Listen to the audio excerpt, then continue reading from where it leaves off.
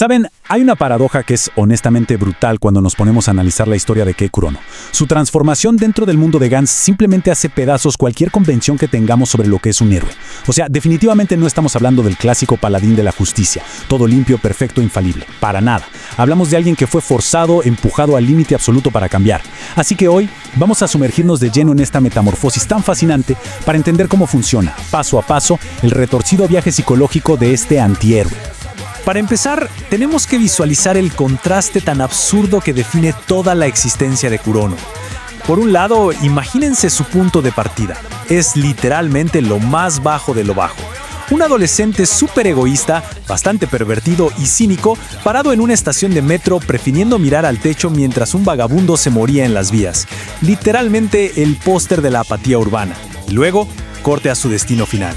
Flotando en el mar, hecho pedazos, completamente ensangrentado y exhausto, pero habiéndose convertido, de manera literal, en el salvador de toda la especie humana. Y el punto clave que debemos entender aquí es que este salto gigantesco no fue un milagro.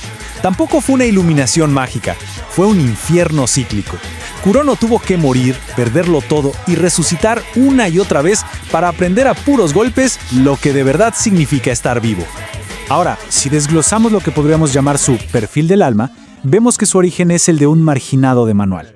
Un estudiante de preparatoria completamente mediocre, alienado y devorado por ese cinismo del que hablábamos. Pero ojo, porque todo ese desinterés y esa actitud superficial no eran su verdadera personalidad, eran una fachada, puros mecanismos de defensa. Su lógica psicológica era súper simple pero devastadora. Si no me importa a nadie, nadie me puede lastimar. Era una armadura emocional bastante patética, claro, pero a él le funcionaba. Y esto nos lleva a su conflicto central, que es esta batalla interna entre una naturaleza muy cobarde y una pequeñísima chispa de humanidad. Una chispa que curiosamente solo una persona en todo el mundo podía encender, su amigo de la infancia, Masaru Kato. El gran problema es que esa pobre chispa estaba sepultada bajo toneladas de autodesprecio. Cuando Kurono entra por primera vez a este sistema sádico que es Gantz, la esfera negra no tiene ni un gramo de piedad. Automáticamente lo etiqueta con apodos directos a la yugular, llamándolo bitch y loser. Son insultos crudos, diseñados para destrozar su valor como persona. Pero lo que realmente rompe el corazón en esta parte de la historia no son los insultos en sí. Lo trágico es que al principio, Kei ni siquiera intenta defenderse. En el fondo, él parecía estar totalmente de acuerdo con la esfera. Su autoestima estaba tan por los suelos que aceptaba casi con resignación que no era más que un desecho. Entonces, para entender cómo alguien logra salir de un pozo tan oscuro, tenemos que seguir el rastro de su trauma, porque se va acumulando golpe tras golpe. El primer día, su muerte en el metro ni siquiera es heroica. Baja las vías por pura presión social, solo porque Kato saltó primero. Así de reacio era ayudar a alguien. Al día siguiente, despierta en Gantz y boom, inicia este cambio totalmente forzado donde no hay botón de escape. Para el primer mes, llega la masacre de la misión de los Budas. Ahí se vuelve líder, sí, pero no por valiente, sino por pura eliminación. Fue el único que quedó vivo. Sin embargo, el evento que realmente fractura y reconfigura su cabeza por completo ocurre en el segundo mes, la muerte de Kato. Ese momento es, sin lugar a dudas, el verdadero punto de no retorno. Ese colapso mental nos revela algo bastante oscuro pero fascinante. Fíjense bien, su evolución no es que de repente encontró la bondad en su corazón y se volvió bueno, no. Él cambia porque la muerte de su mejor amigo lo acorrala. Todo se convierte en una inmensa deuda de sangre con el único chico que siempre creyó en él, incluso cuando él mismo se sentía como basura. Kurono se ve obligado a echarse al hombro un ideal y una responsabilidad gigantesca que él jamás pidió y que originalmente ni siquiera le pertenecían. Esta es la pieza clave para entenderlo.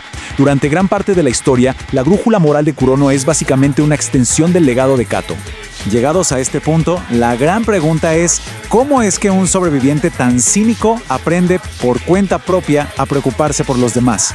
La respuesta es sencilla y tiene nombre y apellido: Tae Kojima.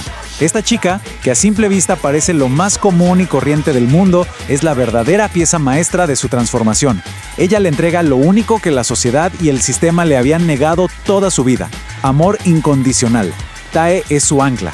Gracias a ella, Kei deja atrás esa mentalidad de lobo solitario cuidando su propio pellejo y evoluciona orgánicamente hacia un líder dispuesto a dar la vida por los suyos. Es a través de ese amor que por fin hace suya la filosofía de Kato, entendiendo de verdad que nadie más tiene por qué morir.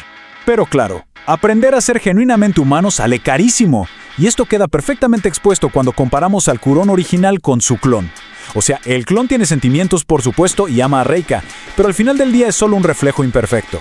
Le falta esa cicatriz, esa evolución orgánica forjada a través del trauma y el sacrificio extremo que el original sí vivió en carne propia. Lo que esta situación nos grita a la cara es que la empatía y el heroísmo no son cosas que puedes copiar y pegar como si fuera un archivo de computadora.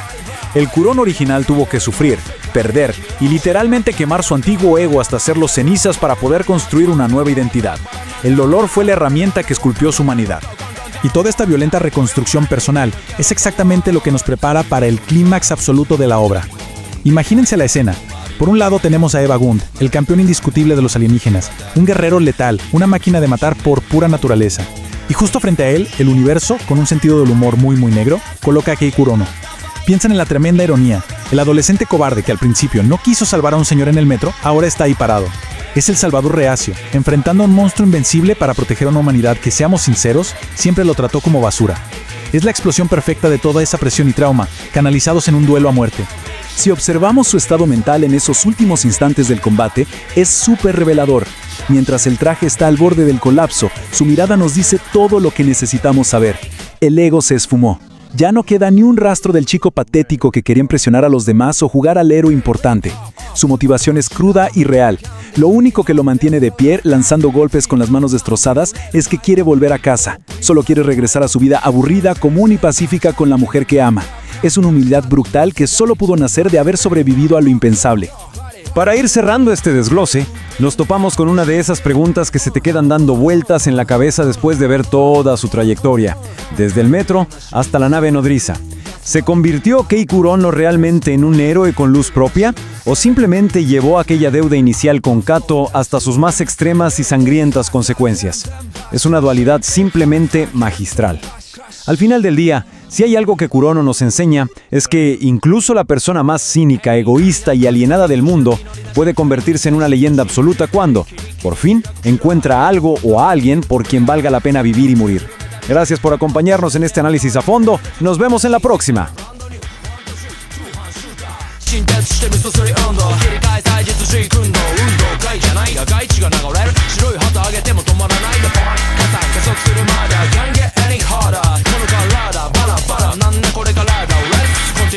Mada